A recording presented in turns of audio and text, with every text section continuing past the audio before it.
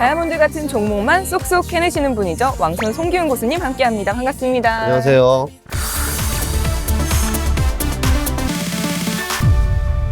고수님이 여태까지 알려주셨던 종목들이 다들 그렇게 잘 간다면서요.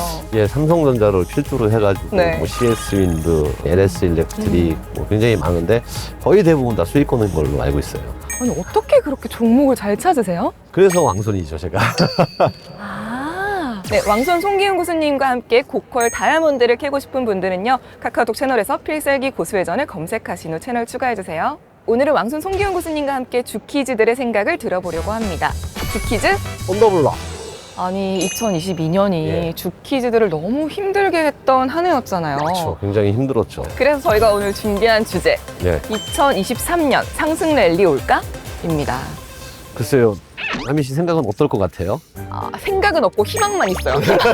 생각은 없고 희망사항. 희망사항만 늘 가득한데 네. 과연 주키즈들은 2023년 증시를 어떻게 전망하고 있을지 함께 볼까요?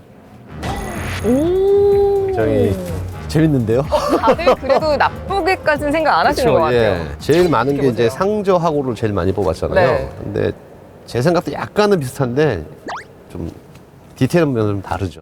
저는 상중하고로 봐요. 그러니까 상에는 박스권, 하에는 상승. 그렇게 진단한 이유가 네. 내년 같은 경우에는 이제 금리 인상이 미국이 이제 1분기에 끝날 거로 보이거든요. 1분기에 끝나가지고 이 금리 인상에 대한 이 리스크가 해소가 될 것이 뻔하고요. 네. 두 번째는 이제 반도체 산업, 디램 가격이나 랜드 가격이 상반기에 좀 멈출 걸로 보여요. 멈추고 하반기부터 좀 반등이 일어날 거로 보이고요. 그다음에 거기서는 경기 소비재 쪽에서 반등이 일어날 거로 보이고. 아오. 그래서 상반기에는 중립, 하반기에는 상승 이렇게 보고 있습니다. 오. 굉장히 좀 더 좋죠. 지금 개인들이 대응하기에는 사실 굉장히 쉽습니다. 중립이면은 대형주가 못 가고요. 개인들이 좋아하는 중소형주가 잘 가요. 왜요? 테마가 잘 가고 지수 영향 없는 것들이 잘 움직여요. 아. 그래서 지수 영향 있는 대형주는 가급적 상반기에는 좀 피하시는 게 좋습니다. 꿀팁. 오, 꿀팁. 지금 그러면은 상반기에는 대형주 피하고 하반기 가면 대형주 그때 사요? 그렇죠. 여름 지나면서부터는 대형주 쪽이 포트에 집어넣으시면 수익률에서 초과 수익률 충분히 가능하죠. 이 정도만 하셔도 뭐 시장에선 소외는 안 나갈 거로 보입니다. 지금 너무 많이 소외당해가지고 일이죠, 뭐. 올해 다들 그렇죠. 너무 소외를 많이 내가 소외를 시키고 싶은데 나만 소외를 당했네? 2023년에는 어떤 섹터를 좀 찾아봐야 될까요? 첫 번째, 이제 막 씨를 뿌리고 꽃을 피우기 시작하는 신산업을 주목하세요. 그러니까 장기 성장성이 확보되어 있는 섹터. 한 평균 3년에서 5년 정도 성장성이 확보되어 있는 섹터를 택하면 되는데, 그럼 어떻게 고르냐, 이거. 네. 예전에 보면은 스마트폰이 없었잖아요. 그래서 피처폰에서 스마트폰으로 넘어가고, 네. 그게 성장이 약 5년에서 10년이 갔거든요. 그러니까 신산업 같은 경우는 최근에 막 하실 거예요. 막. 전기차? 그렇죠. 전기차. 전기차 지금 최소한 2030년까지는 성장성이 담보돼 있거든요. 오. 그다음에 또 요새 막 피어나는 신산업은 아니지만 계속 투자가 일어나는 신재생, 친환경. 신재생. 예, 그다음에 우리나라에서 뭐 전략적으로 밀어주는 뭐 원전도 있고요, 그죠? 오, 네. 그다음에 우크라이나 재건, 재건 같은 경우에도 이 보통 3년에서 5년 걸리거든요. 이런 쪽으로 좀 포커스를 맞춰가지고 그쪽에 관심 있게 보시면은 굉장한 좋은 아이디어가 생각납니다. 근데 고수님 어쨌든 네. 신사업 이렇게 돼가지고 새로운 사이클에 네. 합류하는 것도 좋은데 네. 저만 살까봐 또. 네. 또 저만 샀다가 저만 소외받을까봐. 그래서 수급이 들어오는 섹터를 주목하세요. 아무리 좋은 종목도 결국은 수급이 결정을 해요.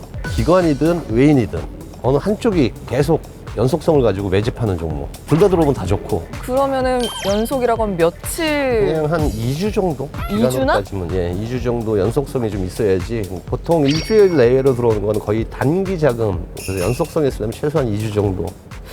꾸준히 2주? 들어와야 된다. 그러면 기관의 수급이 좋아요? 외국인들의 수급이 좋아요? 네, 일장일단이 있어요. 아, 이거 난 중장기로 가져가야겠다는 거. 외국인들 수급이 좀 중요하고요. 아, 나는 그래 필요 없어. 난 짧게 먹을래. 기관 성향, 기관 수급이 좀 중요합니다. 이것도 좀 굉장히 훌륭한 팁이 되죠. 또 다른 꿀팁 없나요? 여기만 나오면 맨날 털리는 것 같아요, 제가. 그러니까 털려나가는 기분이에요. 보통 네. 증권사 레포트를 많이 참조하시면 개인들은 좋고요. 저는 남들 다 보는 종목 레포트 같은 경우는 그냥 참고만 하지 실제로 중요하게 여기진 않습니다. 그럼 고수님은 뭘 중요하게 여기세요? 전체적인 그냥 산업 레포트를 많이 봐요. 왜냐하면 큰 그림을 봐야 되니까. 종목은 어차피 그 산업에 속해 있다 보니까 그 산업이 살아야지만 종목도 살아납니다. 그냥 일반 경제 뉴스 보면 많이 언급되는 이쪽 산업군이 있어요. 그러니까 거기서 그 레포트, 산업 레포트를 내면서 종목을 한두 개씩 언급을 해요, 꼭. 그걸 관심 있게 보시면 굉장히 많이 도움이 됩니다. 지난번에는 이 종목을 PBR 밴드로 이렇게 하는 방법을 알려주셨는데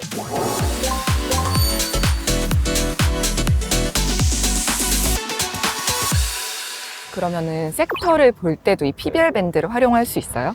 섹터는 PBR 밴드가 안 맞아요, 사실. 종목만? 네, 종목하고 네. 지수. 아, 지수. 예.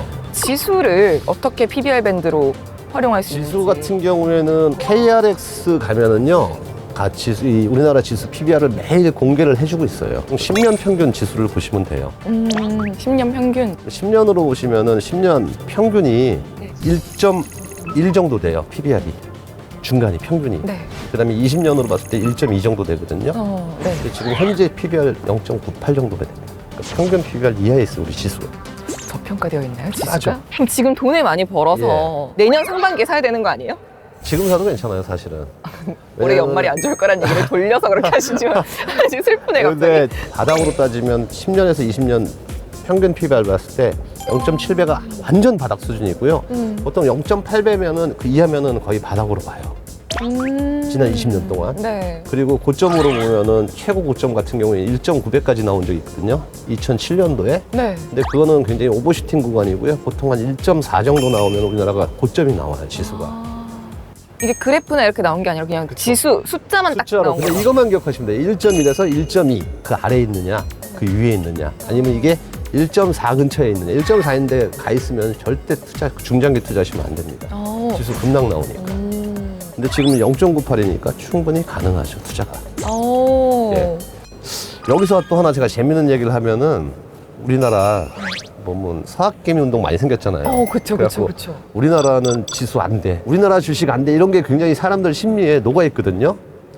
근데 이거를 긴 시기를 좀 늘려보자고요.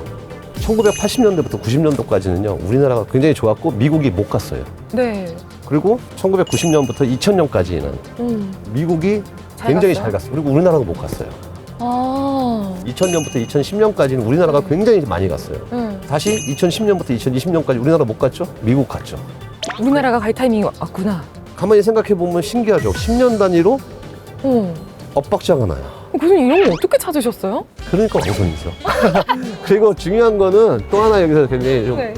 쇼킹한 얘기를 하나 해드리면은 이게 쇼킹한 얘기 아니었어요? 더 쇼킹한 얘기. 더 쇼킹한 예. 게 있어요? 네. BPS로 따지면은 이렇게 주당 순자산 가치라고 그러거든요. 네. 주당 순자산 가치로 따지면 지난 10년 동안 일본하고 미국이 약 50%가 올라갔거든요. 네. 자산 가치가 주당 네. 순자산. 근데 우리나라는 약 60%가 늘어났어요. 순자산이. 근데 주가는 미국은 170% 가고 일본은 140% 갔는데 우리나라는 20% 갔어요. 평균. 자산 가치는 더 늘어났는데. 원래 따지면 우리나라가 더 많이 갔어야 되죠. 말하자면 영업이익은 더 좋아졌는데 주가는 못 갔다는 얘기예요. 영업이익 우리나라보다 못한 미국하고 일본은 우리나라의 7배, 8배를 간 거예요. 진짜 쇼킹한 거예요. 그래서 2000년대 이후 2023년부터 2030년까지는 우리나라의 시대다. 긴 안목으로 보면 굉장히 좋은 기회가 온 거죠. 이번에 하락장이. 아니 그럼 교수님 이런 꿀팁들 네. 왕손 송기훈 교수님의 꿀팁들로 2023년 주목해야 될 섹터를 알려주신다면 예. 어떤 게 있을까요? 그래서 준비를 했는데 네. 좀 이따 보시면 됩니다. 네, 왕손 송기훈 교수님과 함께 고퀄리티 다이아몬드를 캐고 싶은 분들은 카카오톡 채널에서 필살기 고수회전을 검색하시고 채널 추가해주세요.